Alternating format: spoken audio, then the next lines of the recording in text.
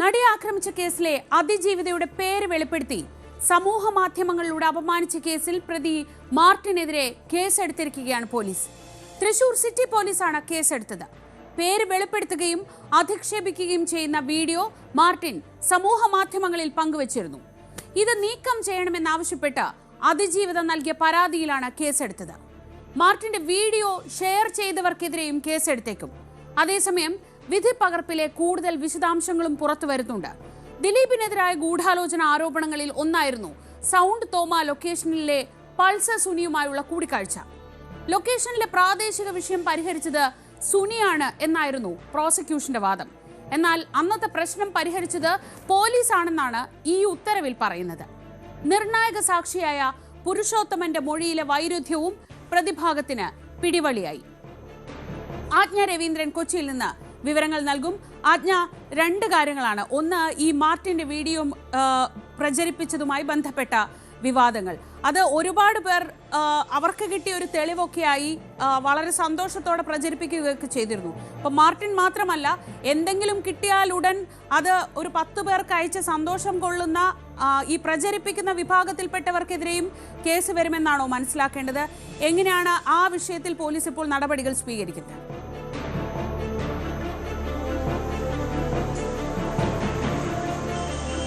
Sreeja, Martin കഴിഞ്ഞ ദിവസം ഈ സംഭവിച്ചത് എന്താണ് എന്ന് തനിക്ക് പറയാനുള്ളത് എന്ന് പറഞ്ഞിട്ടാണ് ഈ വീഡിയോ പോസ്റ്റ് ചെയ്യുന്നത്. അതിൽ അതിജീവിതയുടെ പേര് നിരന്തരം എടുത്തു പറയുന്ന ഒരു സാഹചര്യം ഉണ്ടായിരുന്നു. നമുക്കറിയാം, ഇത്തരം ബലാത്സംഗ കേസുകളിലൊക്കെ അതിജീവിതമാരുടെ പേരോ ഐഡന്റിറ്റിയോ വെളിപ്പെടുത്തുന്നത് പണിഷബിൾ ഒഫൻസ് ആണെന്നറിയാം. അത് അറിഞ്ഞുകൊണ്ട് തന്നെ കേസിലെ പ്രതിയായിട്ടുള്ള മാർട്ടിൻ അത്തരത്തിൽ ഒരു ദീർഘമായ വീഡിയോയിൽ ഉൾപ്പെടെ പലൊരു നടിയുടെ പേരിങ്ങനെ ഉച്ചരിക്കുന്ന ഒരു സാഹചര്യം ഉണ്ടായിരുന്നു. അത് കഴിഞ്ഞ ദിവസം അതിജീവിത ഇതുമായി ബന്ധപ്പെട്ടിട്ട്, അതായത് ഈ എറണാകുളം പ്രിൻസിപ്പൽ സെഷൻസ് കോടതി വിധിക്കെതിരെ അപ്പീൽ പോകുന്നതുമായി ബന്ധപ്പെട്ട് മുഖ്യമന്ത്രിയെ കണ്ടിരുന്ന സാഹചര്യത്തിലാണ് ഈ മാർട്ടിൻ ഇത്തരത്തിലുള്ള ഒരു വീഡിയോ പ്രചരിപ്പിച്ചിട്ടുണ്ട്. അതിനെതിരെ നടപടി വേണമെന്ന് മുഖ്യമന്ത്രിയോട് ആവശ്യപ്പെടുന്നത്. മുഖ്യമന്ത്രി തന്നെയാണ് അത് പോലീസിന് നിർദ്ദേശം നൽകുന്നതും. തുടർന്ന് അതിജീവിതം നൽകിയിരിക്കുന്ന പരാതിയിന്മേലാണ് തൃശൂർ സിറ്റി പോലീസ് ഇതുമായി ബന്ധപ്പെട്ട കേസ് രജിസ്റ്റർ ചെയ്തിട്ടുള്ളത്. ശ്രീജ സൂചിപ്പിച്ചതുപോലെ ഈ തരത്തിൽ അതിജീവിതയ്ക്കെതിരെ നിരന്തരം ആക്ഷേപങ്ങൾ ഉന്നയിക്കുന്ന ഒരു വിഭാഗം സോഷ്യൽ മീഡിയകളിലുണ്ട്. അത് മാത്രമല്ല, അതിജീവിതയുടെ പേര് വെളിപ്പെടുത്തിക്കൊണ്ടും അവരുടെ ഐഡന്റിറ്റി വെളിപ്പെടുത്തിക്കൊണ്ടും അവരെ അധിക്ഷേപിച്ചുകൊണ്ട് ഇത്തരത്തിലുള്ള പോസ്റ്റുകൾ ഒരുപാടായി കാണുന്നുണ്ട്. മാത്രമല്ല, നമുക്ക് അറിയാം, ഈ കേസുമായി ബന്ധപ്പെട്ട് തന്നെ ഇതിൽ ഏറ്റവും കൂടുതൽ പ്രധാനപ്പെട്ട ഒരു കാര്യമായി ചൂണ്ടിക്കാണിക്കുന്നത് തന്നെ ഇതിലെ കോടതി ലക്ഷ്യം തന്നെയാണ്. കണ്ടംപ്റ്റ് ഓഫ് കോർട്ട് പലയിടത്തും ഇതുമായി ബന്ധപ്പെട്ടുള്ള അധിക്ഷേപ പരാമർശങ്ങളിലും അഭിപ്രായ പ്രകടനങ്ങളിലും ഒക്കെ നമ്മൾ കണ്ടു. ഏറ്റവും കൂടുതൽ ഒരുപക്ഷെ കേരളത്തിൽ തന്നെ ഒരു വിധിയുമായി ബന്ധപ്പെട്ടും ഒരു ജഡ്ജ് ഇത്ര അധികം അധിക്ഷേപത്തിനോ വിമർശനത്തിനോ ഇരയായിട്ടില്ല. ഒരു കോടതി വിധിയും ഉണ്ടായിട്ടില്ല. അതിനു മുൻപ് പ്രധാനപ്പെട്ട കാര്യമെന്ന് പറയുന്നത് കോടതി വിധിയെ മാനിക്കുക എന്ന് പറയുന്ന ഒരു മിനിമം മര്യാദ നമ്മുടെ സമൂഹത്തിലുണ്ടായിരുന്നു. അത് ഇല്ലാതായത് ഈ ഒരു വിധിയോടുകൂടി ഇല്ലാതായി പോകുന്നു. ജഡ്ജ് വിമർശിക്കപ്പെടുന്നു, കോടതി വിധി വിമർശിക്കപ്പെടുന്നു. അതിനൊപ്പം അതിജീവിതയുടെ പേരും വലിച്ചിഴക്കേടുന്ന ഒരു സാഹചര്യത്തിലേക്ക് പോകുന്നു. മാർട്ടിൻ വെളിപ്പെടുത്തുന്ന വീഡിയോ അനുസരിച്ച് മഞ്ജു വാര്യരും അതിജീവിതയും അതുപോലെ ശ്രീകുമാർ മേനോനും നടൻ ലാലുമാണ് ചേർന്നിട്ടാണ് ഈ ദിലീപിനെതിരെയുള്ള ഈ ഗൂഢാലോചന ഉണ്ടാക്കിയതും നടിയെ ആക്രമിച്ച കേസിലേക്ക് എത്തുന്ന ഒരു സാഹചര്യത്തിലേക്ക് എത്തിയതുമെന്നാണ് മാർട്ടിൻ പറയുന്നത്. മാർട്ടിൻ 5 വർഷം ഇതുമായി ബന്ധപ്പെട്ട റിമാൻഡ് കാലയളവിൽ പൂർത്തിയാക്കി. റിമാൻഡ് കാലയളവിൽ 5 വർഷം ഇതുമായി ബന്ധപ്പെട്ട് ജയിലിൽ കിടന്ന ആളുകൂടിയാണ്. അങ്ങനെ ഒരു സാഹചര്യം കൂടി കണക്കെടുക്കുമ്പോൾ മാർട്ടിനെ നേരത്തെയും ഇത്തരത്തിൽ ഈ കേസുമായി അറസ്റ്റിലാകുന്ന ഒരു സാഹചര്യത്തിൽ പോലും മാർട്ടിൻ ഇത്തരത്തിലുള്ള വെളിപ്പെടുത്തലുകൾ ആദ്യവും നടത്തിയിരുന്നതാണ്. പക്ഷേ ഈ താൻ ശിക്ഷിക്കപ്പെടുന്ന ഒരു നമുക്കറിയാം, ഈ വിധി പ്രഖ്യാപിക്കുന്ന ഘട്ടത്തിൽ മാർട്ടിൻ കോടതിയിൽ കരഞ്ഞു കാലു പിടിക്കുന്ന ഒരു സാഹചര്യം ഉണ്ടായിരുന്നു. മാർട്ടിനും 6ാം പ്രതി പ്രദീപുമായിരുന്നു ഒന്ന് കോടതി മുറിയിൽ കരഞ്ഞ് ബഹളമുണ്ട് പൊട്ടിക്കരയുന്ന ഒരു സാഹചര്യത്തിലേക്കൊക്കെ പോയതും. അതിനുശേഷവും മാർട്ടിൻ വന്ന് ഇത്തരത്തിൽ അതിജീവിതക്കെതിരെയുള്ള പരാമർശങ്ങൾ, അത് പ്രത്യേകിച്ചും അതിജീവിത എന്ന് പരാമർശിക്കാതെ അതിജീവിതയുടെ പേര് പരാമർശിച്ചുകൊണ്ടാണ് ഈ നീക്കം ഉണ്ടായിട്ടുള്ളത്. അതുമാത്രമല്ല, ഈ കോടതി അലക്ഷ്യവുമായി ബന്ധപ്പെട്ട കേസുകളിലും ഇന്ന് കോടതി പരിഗണിക്കുന്നുണ്ട്. അന്ന് ഈ വിധി പറയുന്ന ദിവസം നടത്തിയിട്ടുള്ള ചാനലുകൾ, അതായത് കോടതി അലക്ഷ്യം നടത്തിയിട്ടുള്ള ചാനലുകൾക്കെതിരെയും സമൂഹ മാധ്യമങ്ങളോട് കോടതി അലക്ഷ്യം നടത്തിയിട്ടുള്ള പ്രധാനപ്പെട്ട ചില കേസുകളും ഒക്കെ കോടതി എറണാകുളം പ്രിൻസിപ്പൽ സെഷൻസ് കോടതി ഇന്ന് പരിഗണിക്കുമെന്നാണ് അറിയിച്ചിരിക്കുന്നത്. ഉച്ചയ്ക്ക് ശേഷം ആ കേസ് പരിഗണിക്കുമെന്നാണ് മനസ്സിലാക്കാൻ കഴിയുന്നത്. അങ്ങനെ ഒരു സാഹചര്യത്തിൽ നിലവിൽ, അതായത് ആളുകളെ കണ്ടെത്താൻ പറ്റാത്ത തരത്തിലേക്ക് അധിക്ഷേപ പരാമർശങ്ങളും ഈ പറയുന്നത് പോലെ കോടതിയെ ലക്ഷ്യവും കണ്ടന്റ് ഓഫ് കോർട്ടിലേക്ക് കേസെടുക്കാൻ പാകത്തിനുള്ള തരത്തിലുള്ള നീക്കങ്ങളും ഒക്കെ നടക്കുന്നുണ്ട്. എന്തായാലും അതിജീവിതക്കെതിരെയുള്ള പരാമർശത്തിൽ അത് കേസിലെ പ്രതി കൂടിയായ കുറ്റക്കാരനെന്ന് കണ്ടെത്തി ശിക്ഷ വിധിക്കപ്പെട്ട് കഴിയുന്ന ഒരാൾ കൂടിയാണ് ഇത്തരത്തിൽ അതിജീവിതയെ അധിക്ഷേപിച്ചുകൊണ്ട് സമൂഹ മാധ്യമങ്ങളിൽ പോസ്റ്റ് ഇട്ടതും ആ പോസ്റ്റിലൂടെ തന്നെ അതിജീവിയുടെ വ്യക്തിത്വം വെളിപ്പെടുത്തുന്ന സാഹചര്യത്തിൽ ഐഡന്റിറ്റി വെളിപ്പെടുത്തുന്ന സാഹചര്യത്തിലേക്ക് പോയി എന്നുള്ളതുമാണ് ഇതിലെ പ്രധാനപ്പെട്ട ഘടകം. അതുകൊണ്ട് തന്നെയാണ് തൃശൂർ സിറ്റി പോലീസ് ഈ വിഷയത്തിൽ അതിജീവിയുടെ പരാതിയെ അടിസ്ഥാനമാക്കി തൃശൂർ സിറ്റി പോലീസ് ഈ വിഷയത്തിൽ കേസ് രജിസ്റ്റർ ചെയ്തിട്ടുണ്ട്. ശ്രീജ, ഇനി രണ്ടാമത്തെ കാര്യം, ഈ വിധിയുമായി ബന്ധപ്പെട്ട് കൂടുതൽ വിവരങ്ങൾ പുറത്തു വരുന്നുണ്ടല്ലോ ആജ്ഞ. ഓരോ ദിവസവും ഈ 10,700 പേജുള്ള ഒരു വിധിന്യായമാണ്. അതിൽ നിന്ന് ഈ കേസ് കേരളം ഏറ്റവും കൂടുതൽ ചർച്ച ചെയ്ത ഒരു കേസ് എന്ന നിലയ്ക്ക് അതിലെ ഓരോ വിവരങ്ങളും പ്രധാനപ്പെട്ടതാണ്. ഇപ്പോൾ വരുന്നത് ഈ ദിലീപിനെതിരായ ഗൂഢാലോചന ആരോപണങ്ങൾ. തെളിവില്ലെന്ന് കണ്ട 7 ആരോപണങ്ങളാണ് പ്രധാനമായും കോടതി തള്ളിയിട്ടുള്ളത്. അതിലൊന്നായിരുന്നു ഈ സൗണ്ട് തോമ എന്ന ചിത്രത്തിന്റെ ലൊക്കേഷനിലെ പൾസർ സുനിയുമായിട്ടുള്ള ഈ കൂടിക്കാഴ്ച. ഈ കൂടിക്കാഴ്ച സംബന്ധിച്ച ഗൂഢാലോചന എങ്ങനെയാണ് ഉത്തരവിൽ പരാമർശിക്കപ്പെടുന്നത്? ഈ പുരുഷോത്തമൻ, അന്നത്തെ നിർണായക സാക്ഷിയായ പുരുഷോത്തമന്റെ മൊഴിയിൽ എന്താണ് പറയുന്നത്?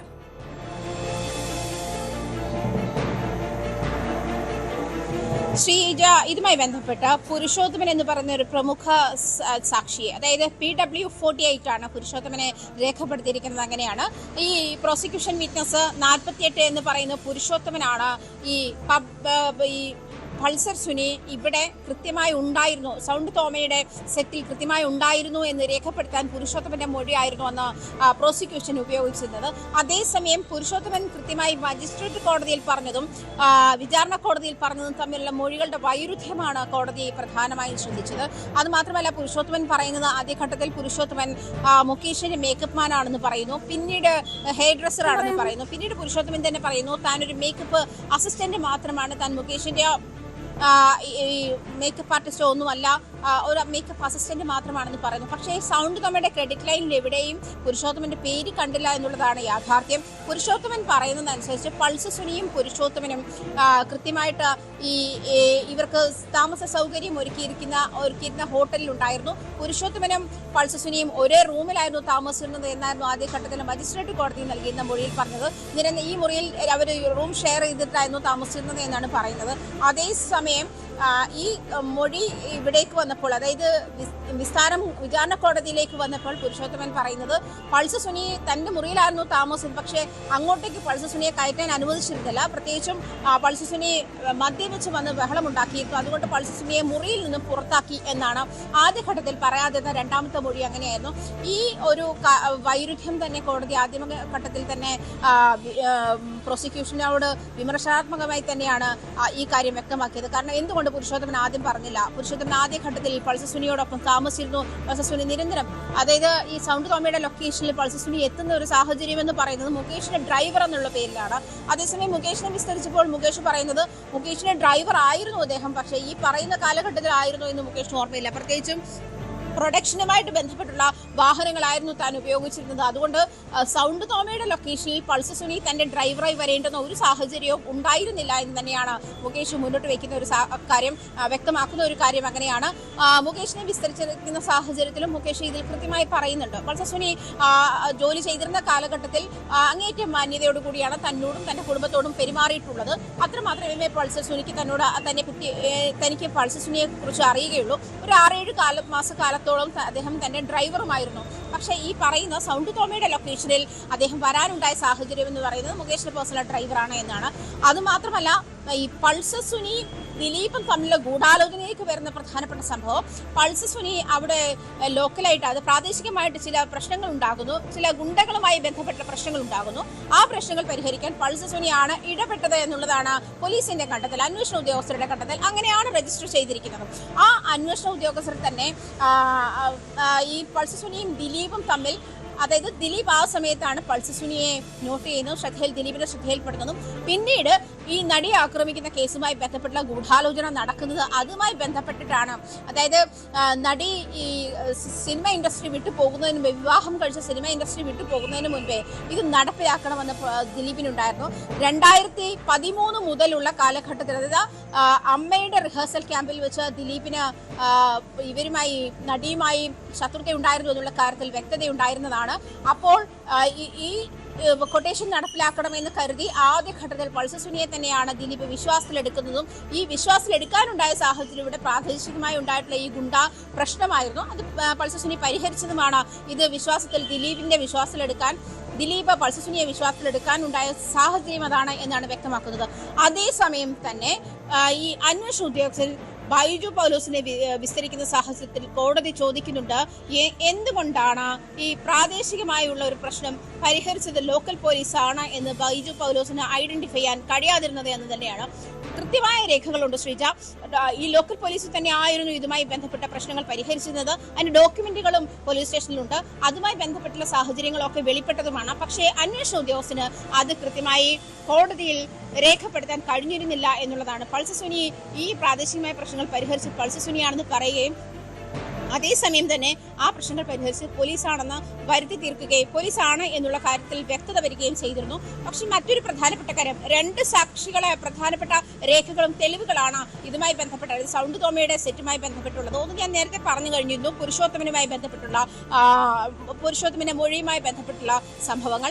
മറ്റൊന്ന് എന്ന് പറയുന്നത് ഒരു വൗച്ചറാണ്, ഒരു റെസിപ്റ്റ്. പൾസർ സുനിക്ക് സുനിൽ കുമാർ ബ്രാക്കറ്റിൽ ഗുണ്ട എന്നെഴുതി 57 നമ്പർ വൗച്ചർ, ഒരു റെസിപ്റ്റ്. അതിലെ 650 രൂപ പൾസർ സുനിക്ക് ഈ സുനിൽ കുമാറിന് നൽകിയതായി കണക്കാക്കപ്പെടുന്നു. ഇത് പൾസർ സുനിക്ക് ഈ പ്രശ്നം പരിഹരിച്ചതുമായി ബന്ധപ്പെട്ട് നൽകിയതാണ് എന്നുള്ളതാണ്. പക്ഷെ ആദ്യഘട്ടത്തിലൊന്നും ഈ തെളിവുകൾ കോടതിയിൽ ഹാജരാക്കിയിരുന്നില്ല. പിന്നീടാണ് കൂടുതൽ ഇവരുടെ ഈ പ്രൊഡക്ഷനുമായി ബന്ധപ്പെട്ട് ഒരു റെയ്ഡ്, അതായത് മറ്റൊരു കാര്യത്തിന് ഉള്ള എന്നുള്ള തരത്തിലൊരു റെയ്ഡ് നടത്തുന്നു. അതുമായി ബന്ധപ്പെട്ട് ഈ റെസിപ്റ്റ് ഇവിടെ കോടതിയിൽ ഹാജരാക്കുന്നത് അങ്ങനെയാണ്. പക്ഷേ 57 നമ്പർ റെസിപ്റ്റിൽ നൽകിയിരിക്കുന്ന സുനിൽ കുമാർ ബ്രാക്കറ്റിൽ ഗുണ്ട എന്ന് എഴുതിയിരിക്കുന്ന പൾസർ സുനിക്ക് നൽകിയിരിക്കുന്ന ഈ ഗുണ്ട പ്രശ്നം പരിഹരിച്ചതുമായി ബന്ധപ്പെട്ട് പൾസർ സുനിക്ക് നൽകിയിരിക്കുന്ന പ്രതിഫലമാണ് എന്നാണ് കോടതിയിൽ അന്വേഷണ ഉദ്യോഗസ്ഥർ പ്രോസിക്യൂഷൻ വാദിച്ചത്. അങ്ങനെയാണ്. പക്ഷേ പ്രതിഭാഗം വക്കീൽ ഇതുമായി ബന്ധപ്പെട്ട് ആ ഒരു ബഞ്ച് ഓഫ് ഈ റെസിപ്റ്റ് എടുത്തിട്ട്, അതായത് 57 56 മുതൽ മുന്നോട്ടും അതുപോലെ 58 മുതൽ ബാക്കിലോട്ടുമുള്ള എല്ലാ റെസിപ്റ്റുകളും അദ്ദേഹം കോടതിയിൽ ഹാജരാക്കുകയും ചെയ്തു. അതിലൊക്കെയും, അതായത് ആ ഒരു ഫുൾ വൗച്ചർ എന്ന് പറയുന്നത്, ആ ഒരു ബണ്ടിൽ ഓഫ് വൗച്ചർ എന്ന് പറയുന്നത് ഇതുമായി ബന്ധപ്പെട്ട് ജൂനിയർ ആർട്ടിസ്റ്റുകൾക്ക്, ഗുണ്ടകളായി അഭിനയിച്ച ജൂനിയർ ആർട്ടിസ്റ്റുകൾക്ക് നൽകിയിരിക്കുന്ന പ്രതിഫലത്തിന്റെ റെസിപ്റ്റാണ് എന്നാണ് കോടതിയിൽ പ്രതിഭാഗം അഭിഭാഷകൻ വാദിച്ചത്. അത് നിഷേധിക്കാൻ പ്രോസിക്യൂഷന് കഴിഞ്ഞില്ല.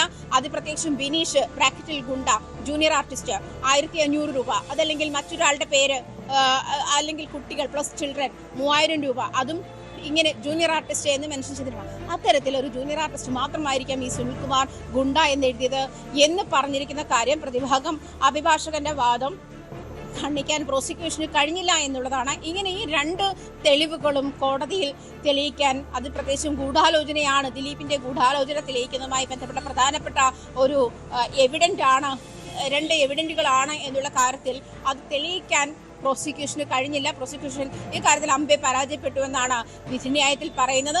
വിധിന്യായത്തിൽ കൃത്യമായി പറയുന്നുണ്ട് ഏത് സാഹചര്യത്തിലാണ് പ്രോസിക്യൂഷൻ തെളിവുകളുടെ അഭാവം ഉണ്ടായത് എന്നുള്ള കാര്യവും അടിവരയിട്ട് പറയുന്നുണ്ട്. ശ്രീജ, ശരി. ആജ്ഞ രവീന്ദ്രനാണ് വിവരങ്ങൾ നൽകിയത്. വിധി പകർപ്പിലെ കൂടുതൽ വിശദാംശങ്ങൾ പുറത്തു വരുമ്പോൾ എങ്ങനെയാണ് ദിലീപിനെതിരായ ഗൂഢാലോചന ആരോപണങ്ങൾ പൊളിഞ്ഞത് എന്നത് വ്യക്തമാവുകയാണ്. അതിൽ പ്രധാനപ്പെട്ടത് ഈ പൾസർ സുനിയുമായുള്ള കൂടിക്കാഴ്ചയായിരുന്നു. ആ കൂടിക്കാഴ്ച എന്ന് പറയുന്നത് ലൊക്കേഷനിൽ ഒരു പ്രാദേശിക വിഷയം പരിഹരിച്ചത് അന്ന് സുനിയാണ് എന്നൊരു വാദം പ്രോസിക്യൂഷൻ ഉന്നയിച്ചു. എന്നാൽ പ്രശ്നം പരിഹരിച്ചത് പോലീസാണെന്ന് ഉത്തരവിൽ പറയുന്നു. ഒപ്പം ഈ പൈസ കൊടുത്തതുമായി ബന്ധപ്പെട്ട് എന്തിനാണ് പൈസ കൊടുത്തത്, അതൊരു ജൂനിയർ ആർട്ടിസ്റ്റിന് കൊടുത്തതാണ് എന്ന പ്രതിഭാഗത്തിൻ്റെ വാദമാണ് പിന്നീട് കോടതിയിൽ അംഗീകരിക്കപ്പെട്ടത്. ഇതെല്ലാം വിധിന്യായത്തിലുണ്ട്. 1700 പേജുള്ള ഒരു വലിയ ബൃഹത്തായ വിധിന്യായമാണ്. ഇതിൽ നിന്ന് ഓരോ വിവരങ്ങളായി ഇപ്പോൾ പുറത്തു വരുമ്പോഴാണ് എന്താണ് സംഭവിച്ചത് എന്ന് മനസ്സിലാവുന്നത്.